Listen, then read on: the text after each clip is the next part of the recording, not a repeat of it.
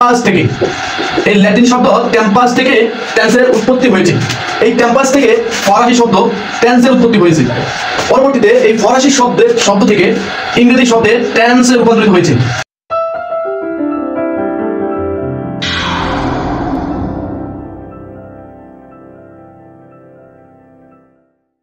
যারা এখন ভিডিওটি দেখছেন সবাইকে আমার স্টাডি স্পেয়ারে স্বাগতম।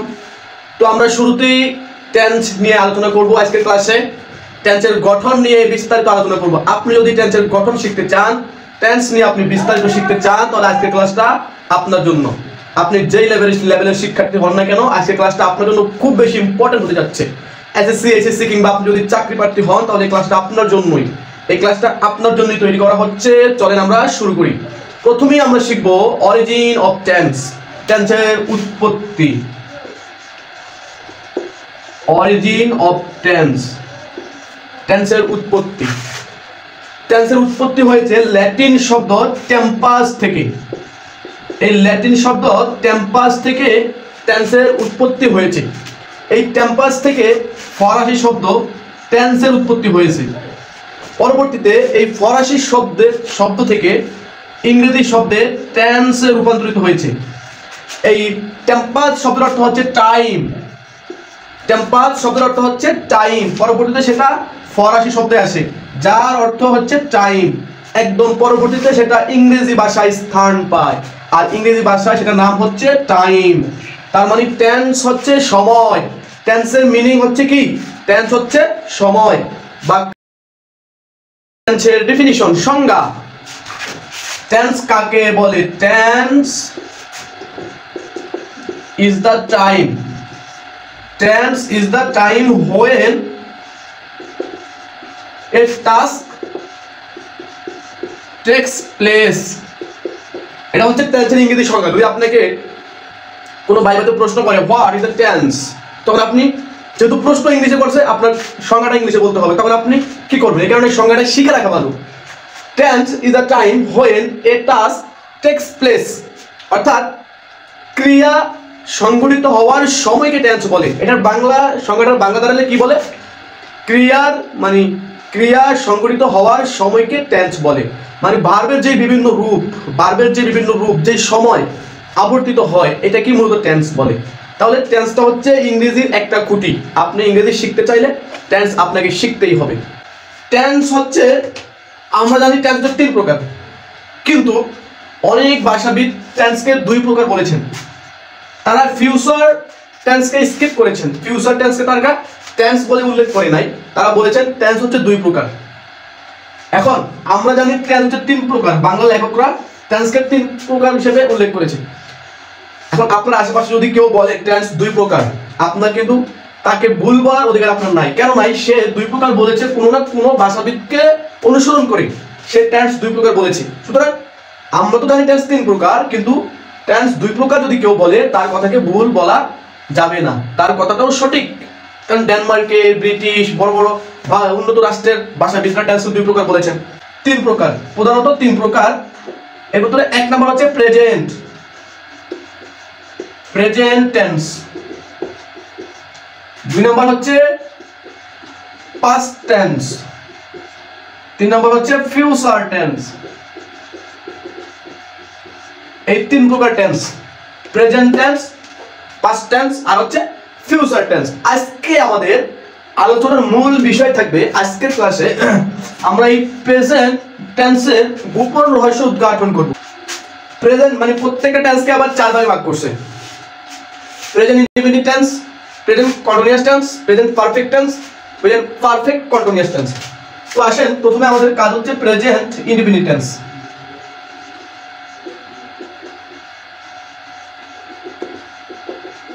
প্রেজেন্ট ইনডিফিনিট, একে সিম্পল প্রেজেন্ট টেন্স বলে।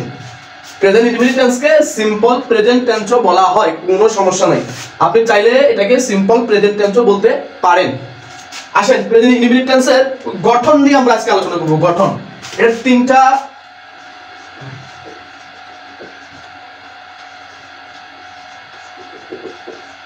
অ্যাফার্মেটিভ, নেগেটিভ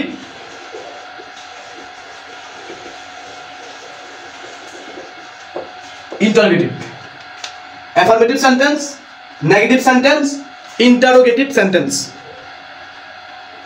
দেখেন অ্যাফার্মেটিভ সেন্টেন্সে সাবজেক্ট প্লাস ভার্বের বেস ফর্ম, ভার্বের বেস ফর্ম প্লাস অবজেক্ট, এটা হচ্ছে অ্যাফার্মেটিভ সেন্টেন্সে প্রেজেন্ট ইনডিফিনিট টেন্সের গঠন। অ্যাফার্মেটিভ সেন্টেন্সে আমরা এখানে দুইটা উদাহরণ দিব যাতে আমরা সহজে বুঝতে পারি। একটা কথা মনে রাখবেন, শুধুমাত্র প্রেজেন্ট ইনডিফিনিট টেন্সেই ভার্বের সাথে এস বাই এস যুক্ত হয়, অন্য কোনো টেন্সে ভার্বের সাথে এস বাই এস যুক্ত হয় না। ঠিক আছে, আবার বলছি আমি, শুধুমাত্র প্রেজেন্ট ইনডিফিনিট টেন্সেই ভার্বের সাথে এস বাই এস যুক্ত হয়, অন্য কোনো টেন্সে ভার্বের সাথে এস বাই এস যুক্ত হয় না। চলেন তো দেখেন অ্যাফার্মেটিভ সেন্টেন্সের গঠন হচ্ছে সাবজেক্ট প্লাস ভার্বের বেস ফর্ম, মানে ভার্বের যে মূল ফর্মটা। যেমন দেখেন আমি যদি বলি I subject, I go to home, I go, আমি এখানে ইয়ে লিখবো, আই গো টু স্কুল লিখবো, মনে করেন school, I go to school. এটা হচ্ছে সাবজেক্ট, এটা হচ্ছে ভার্বের বেস ফর্ম। তাহলে সাবজেক্ট ভার্বের বেস ফর্ম, সাবজেক্ট ভার্বের বেস ফর্ম, বাস। এটা হচ্ছে প্রেজেন্ট ইনডিফিনিট টেন্স। কেন প্রেজেন্ট ইনডিফিনিট টেন্স? সাবজেক্ট ভার্বের বেস ফর্ম। এবার আসেন, আমি যদি সাবজেক্ট এবার হি লাগাই, হি গো টু বলতে পারবে না, তখন হি বলতে হবে হি গোস টু স্কুল। এটা হচ্ছে present indefinite tense, he goes to school. কেন এস বাই এস যোগ হয়েছে এটা আমরা আলোচনা করব একটু পরে। তাহলে বেস ফর্ম, বেস ফর্ম, ওকে। এবার আসেন নেগেটিভ। নেগেটিভের গঠন হচ্ছে কি আমি বলি, যেমন দেখেন আপনি খেয়াল করবেন এখানে এই যে আমাদের ভার্বের বেস ফর্ম সাবজেক্ট, নেগেটিভের গঠন হচ্ছে সাবজেক্ট প্লাস ডু অথবা ডাজ, নট প্লাস ভার্বের বেস ফর্ম প্লাস অবজেক্ট। এটা হচ্ছে নেগেটিভ সেন্টেন্সের গঠন।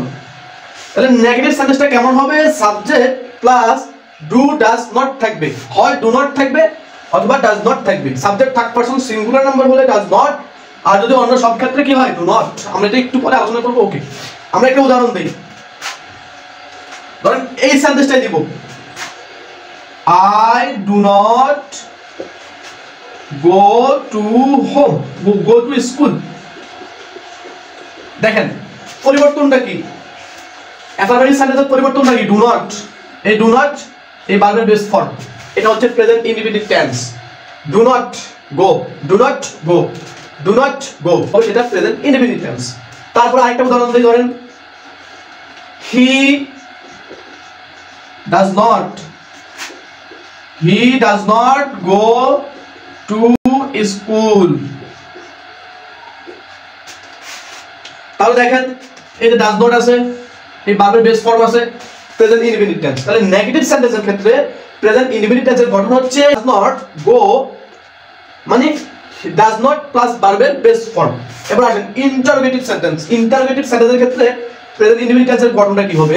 সেটা হবে যদি ডাব্লিউ এক্সপ্রেশন থাকে কোনো সমস্যা নাই, প্রথমে ডাজ অথবা ডু, ডাব্লিউ এক্সপ্রেশন থাকতে পারে প্রথমে, প্লাস সাবজেক্ট প্লাস ভার্ব এর বেস ফর্ম। ঠিক আছে, এটা হচ্ছে ইন্টারোগেটিভ সেন্টেন্সের ক্ষেত্রে, প্লাস মনে করেন অবজেক্ট আর শেষে প্রশ্নবোধক চিহ্ন। এবার আসেন ইন্টারোগেটিভ সেন্টেন্সের ক্ষেত্রে ডাজ এবং ডুটা কোথায় আসে? সাবজেক্টের আগে আসে। আমরা জানি ইন্টারোগেটিভ সেন্টেন্সের ক্ষেত্রে অক্সিলারি ভার্ব সেন্টেন্সের মানে সাবজেক্টের প্রথমে বসে, সাবজেক্টের আগে বসে। আর যদি অক্সিলারি ভার্ব না থাকে তাহলে আমরা ডু ডাজ নিয়ে আসি। তো দেখেন যদি ডু ডাজ থাকে সেটা যদি সাবজেক্টের আগে বসে তাহলে ইন্টারোগেটিভ সেন্টেন্সের প্রেজেন্ট ইনডিফিনিট টেন্সের গঠন। ওকে, আমরা যদি একটা উদাহরণ দিই, কারণ এইগুলাই দিই, এগুলা দিয়ে আমরা এগুলা দিয়ে আমরা করব। ঠিক আছে, ধরেন do I go to school, প্রশ্নবোধক চিহ্ন, do I go to school, আপনার কি প্রেজেন্ট ইনডিফিনিট টেন্স। তারপরে আসেন আমি এটা দিব, এবার ডাজ দিব, DOES, does he go to school, প্রশ্নবোধক চিহ্ন। তার মানে কি অ্যাফার্মেটিভ, নেগেটিভ, ইন্টারগেটিভ, এই তিনটা ফর্মে আমরা প্রেজেন্ট ইনডিফিনিট টেন্সের গঠন শিখলাম। ঠিক আছে, আমি আরেকবার সামারি আকারে বলে দিই। অ্যাফার্মেটিভ হচ্ছে সাবজেক্ট প্লাস ভার্বের বেস ফর্ম, যেটা ভার্বের মূল ফর্ম। তারপরে নেগেটিভ হচ্ছে subject plus do does not, হয় ডু নট থাকবে না হয় ডাজ নট থাকবে, প্লাস ভার্বের বেস ফর্ম। আর ইন্টারগেটিভ সাথে আসবে সাবজেক্ট, সরি, প্রথমে ডাজ অথবা ডু প্রথমে বসবে, তারপরে সাবজেক্ট, তারপরে ভার্ব, তারপরে কি প্রশ্নবোধক চিহ্ন। এই দেখেন ডু ডাজ মানেই কিন্তু প্রেজেন্ট ইনডিফিনিট টেন্স, এটা কথা মনে রাখবেন। ডু ডাজ মানেই কিন্তু প্রেজেন্ট ইনডিফিনিট টেন্স। আমরা এটা একটু পরে শিখবো। এখন প্রেজেন্ট ইনডিফিনিট টেন্সের আরো কিছু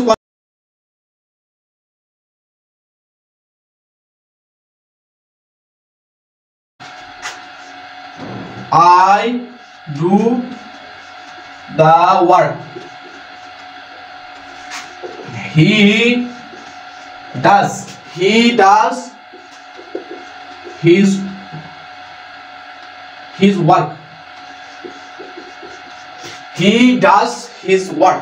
একটা কথা খেয়াল করেন, এখানে কিন্তু শুধু ডু আর ডাজ আছে, এখানে কিন্তু কি নাই, ডু আর ডাজের পরে ভার্বের বেস ফর্ম নেই। তার মানে যদি ডু আর ডাজ কোনো সাবজেক্টে একা থাকে, কোনো সেন্টেন্সে একা থাকে, তাহলে সেটা হচ্ছে মেইন ভার্ব। আর ডু ডাজ যদি মেইন ভার্ব হয় তাহলে সেটা প্রেজেন্ট ইনডিফিনিট টেন্স। তার মানে এটাও প্রেজেন্ট ইনডিফিনিট টেন্স, এটাও প্রেজেন্ট ইনডিফিনিট টেন্স। তাহলে ডু ডাজ মেইন ভার্ব হলেও প্রেজেন্ট ইনডিফিনিট টেন্স, আর যদি মডেল হয় তাও present indefinite. I have a pen, তারপরে হি হ্যাজ এ বুক, এটা কোন টেন্স বলেন তো? এতে হ্যাভ আছে, আবার প্রেজেন্ট পারফেক্ট বলেন না, হ্যাভ আছে, হ্যাজ আছে, এটা কোন টেন্স? দেখেন এখানে কিন্তু হ্যাভ মেইন ভার্ব, এখানে হ্যাজ মেইন ভার্ব, কারণ এরপরে কোনো ভার্ব নেই, এরপরে ভার্ব নেই। তার মানে এখানে হ্যাভ মেইন ভার্ব, এখানে হ্যাজ মেইন ভার্ব।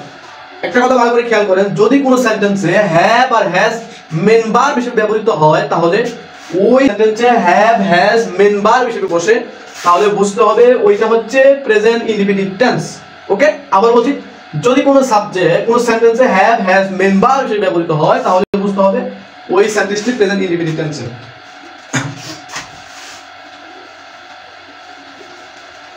তারপর আসেন I am a boy,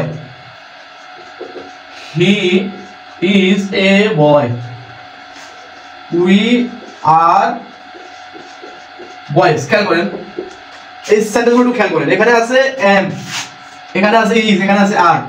আমরা প্রেজেন্ট ইনডিফিনিট টেন্সের গঠনে am is are নিয়ে কোনো কথা বলি নাই, কোনো কিছু লিখে নেই। তার মানে এখন যদি আপনার সামনে আসে I am a boy, he is a boy, we are boys, এখন এই সেন্টেন্সগুলো কোন টেন্সের এটা নির্ণয় করা জরুরি। দেখেন আরেকটা কথা বলি, খুব খুব ইম্পর্টেন্ট, আপনারা দয়া করে একটু খাতায় লিখে রাখেন অথবা ব্রেনে সেভ করে রাখেন। যদি am, দেখেন এখানে কিন্তু am মেইন ভার্ব, am এর পরে কোনো মেইন ভার্ব নেই, তার মানে am নিজেই মেইন ভার্ব। এখানে is হচ্ছে মেইন ভার্ব। কেন মেইন ভার্ব বলছি? কারণ এখানে is এর পরে কোনো ভার্ব নেই, এখানে মেইন ভার্ব, কারণ আর এর পরে কোনো ভার্ব নেই।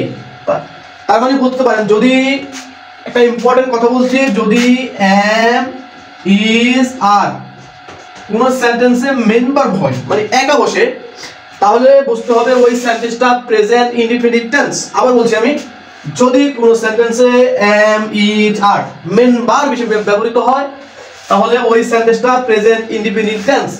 মেইন ভার্ব হিসেবে ব্যবহৃত হয় কি হয় না সেটা বুঝবেন কিভাবে? যদি am এর পরে কোনো ভার্ব না থাকে, যদি is এর পরে কোনো ভার্ব না থাকে, যদি are এর পরে কোনো ভার্ব না থাকে, যদি এই সেন্টেন্সে শুধু am ই ভার্ব থাকে, is ই ভার্ব থাকে এবং are ই ভার্ব থাকে, তাহলে বুঝতে হবে ওই ভার্বগুলো হচ্ছে মেইন ভার্ব। আর am is are যদি কোনো সেন্টেন্সে মেইন ভার্ব হিসেবে ব্যবহৃত হয়, তাহলে সেটা প্রেজেন্ট ইনডিফিনিট টেন্স। ওকে,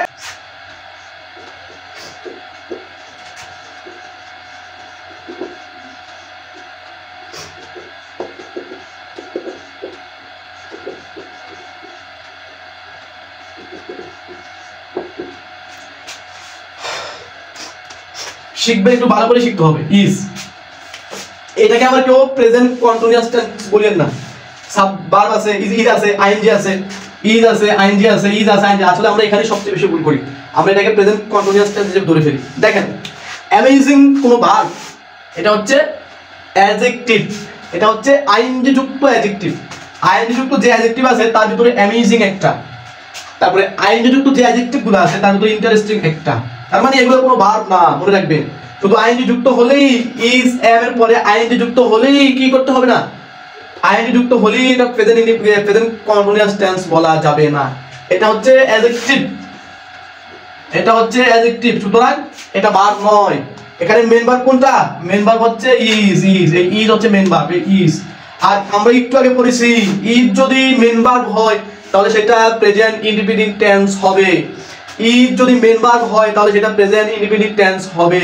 ভালো করে দেখেন, আই গোয়িং, সরি মিস্টেক হইছে, sorry, I am going to, কারণ কি জানেন এগুলো আলোচনা করতে পারে তো আপনারা, আমি গবেষণা করে দেখেছি আপনারা সবচেয়ে বেশি ভুল করেন এই জায়গাতে, যারা অ্যাডভান্স লেভেলে আছেন তারা এই জায়গাতে সবচেয়ে বেশি ভুল করেন।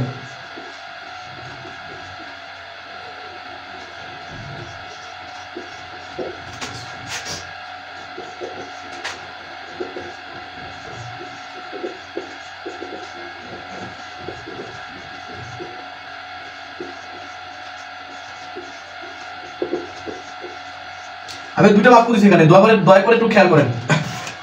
I am school আর হচ্ছে he is going to start a new business. I am going to open a school. আমি একটি নতুন স্কুল খুলতে যাচ্ছি। He is going to start a new business. একটি নতুন ব্যবসা শুরু করতে যাচ্ছে। আমি যদি বলি এটা কোন টেন্স, অনেকেই হয়তো বলে ফেলবেন যে এটা প্রেজেন্ট কন্টিনিউয়াস টেন্স, ভার্বের পরে কি আছে, আইএনজি, এম ইজ এর পরে আইএনজি যুক্ত ভার্ব আছে। হ্যাঁ এটা ঠিক আছে, এটা আইএনজি যুক্ত ভার্ব, আমি আপনাদের কথা মানছি যে গো থেকে গোয়িং হয়েছে, কিন্তু এটা আমি মানবো না যে এটা যদি কেউ প্রেজেন্ট কন্টিনিউয়াস টেন্স বলে তার সাথে আমি একমত পোষণ করব না। দেখেন going to, going to, going to, going to, এটা হচ্ছে মডাল ভার্ব, মনে রাখবেন এটা হচ্ছে modal. Going to open, going to start, going to play, I am going to play, I am going to play the field, আমি মাঠে খেলতে যাচ্ছি। I going to start a new business, আমি কি নতুন ব্যবসা খুলতে যাচ্ছি। I going to study in school, আমি স্কুলে শিখতে যাচ্ছি, পড়ালেখা করতে যাচ্ছি। I going to, এরকম আর কি। আপনি মনে রাখবেন এটা হচ্ছে মেন ভার্ব, এখানে মেন ভার্ব হচ্ছে এটা, আর এটা হচ্ছে আমরা একটু আগে বলেছি am is হলে সেটা হচ্ছে প্রেজেন্ট ইনডিপেন্ডেন্ট টেন্স। মনে রাখবেন এখানে গোয়িং টু যদি থাকে তাহলে সেটা প্রেজেন্ট ইনডিপেন্ডেন্ট টেন্স হবে, এটা প্রেজেন্ট কন্টিনিউয়াস টেন্স হবে না, মনে রাখবেন। তাহলে going, I am going to open A school, এটা অনেকেই দেখে বলবে আই এম, তাহলে গোয়িং আছে প্রেজেন্ট কন্টিনিউয়াস টেন্স না, খবরদার। হি ইজ, গোয়িং আছে, হি ইজ গোয়িং, ইজ এর পরে আইনযুক্ত ভার্ব আছে, প্রেজেন্ট কন্টিনিউয়াস টেন্স। আসলে এই জায়গাতে আমরা সবচেয়ে বেশি কনফিউশনে পড়ি, কিন্তু এই কনফিউশনের জায়গাগুলো ধরে ধরে শেখানোর দায়িত্ব আমার। সুতরাং একটু খেয়াল করেন, নাউন আর হচ্ছে ভার্ব। এখন ভার্বের সাথে এস বা এস নিয়ে একটু আলোচনা করি। দেখেন নাউনের সাথে যদি এস বা ইএস যুক্ত হয় তাহলে সেটা হয়ে যায় প্লুরাল নাউন, একটু খুব সাবধানে বলিয়েন। আর ভার্বের সাথে যদি এস বা ইএস যুক্ত হয় সেটা হয়ে যায় সিঙ্গুলার। কথা বুঝছেন?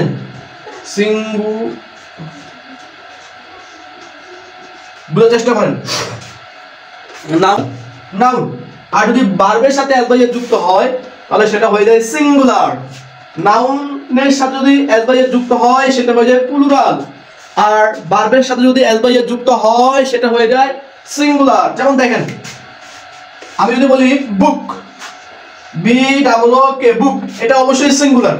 এটার প্লুরাল ফর্ম হচ্ছে কি B double O K S, books, এটা হচ্ছে প্লুরাল নাউন। এবার আসেন আমি যদি বলি P L A Y, play, খেলা, এটা ভার্ব। এই প্লে যদি আমি এস লাগাই তাহলে কি হবে, P L A Y S, place, আর এটা হবে কি সিঙ্গুলার। বুঝার চেষ্টা করছেন ব্যাপারটা?